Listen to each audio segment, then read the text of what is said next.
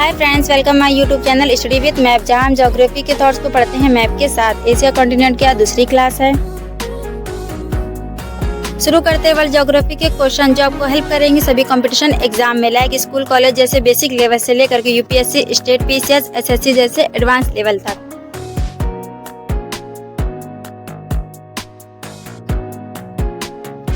Question है, buffer देश किसे कहते हैं? ऑप्शन ए, दो छोटे देशों के बीच बड़ा देश। ऑप्शन बी, दो बड़े देशों के बीच छोटा देश। ऑप्शन सी, जल से घिरा हुआ देश। ऑप्शन डी, भूमि से घिरा हुआ देश।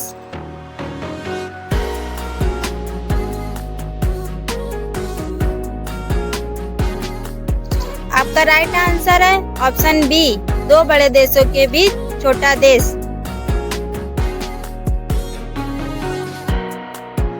नेक्स्ट क्वेश्चन है, बफर कंट्री में शामिल हैं।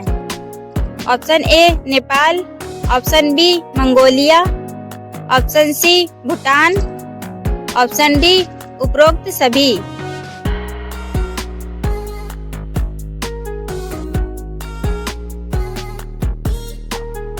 आपका राइट आंसर है ऑप्शन डी, उपरोक्त सभी।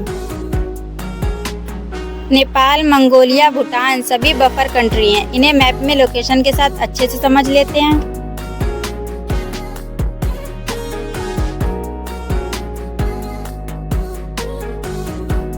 उत्तर में देश चाइना है, दक्षिण में भारत देश है। दोनों ही बड़े देश हैं। इन दोनों देशों के बीच में एक छोटा देश भूटान है जो एक बफर कंट्री का काम करता है।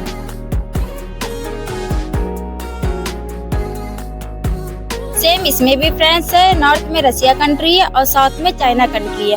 दोनों ही देश बड़े देश है। इन दोनों बड़े देशों के बीच में एक छोटा देश है जिसे मंगोलिया कहते हैं। मंगोलिया रसिया और चाइना के बीच में एक बफर कंट्री का काम करता है।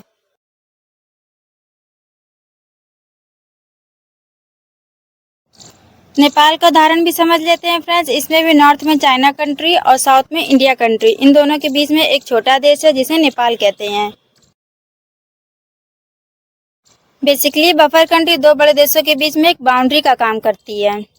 बफर कंट्री अंतर्राष्ट्रीय स्तर पर दो देशों की सीमाओं के बीच तनाव को कुछ हद तक के कम करती है। फॉर एग्जाम्पल, चाइना और इंडिया के बीच में नेपाल और भूटान जैसी बफर कंट्री ना होती तो यूपी और बिहार में भी शायद वही समस्याएं देखने को मिलती जो अरुणाचल प्रदेश में डोकालाम, तवांग घाटी और लद्दाख राज्य में अक्साई चीन जैसी प्रॉब्लम्स हैं। I hope friends buffer country से रिलेटेड आपके सभी डाउट क्लियर हो गए हैं।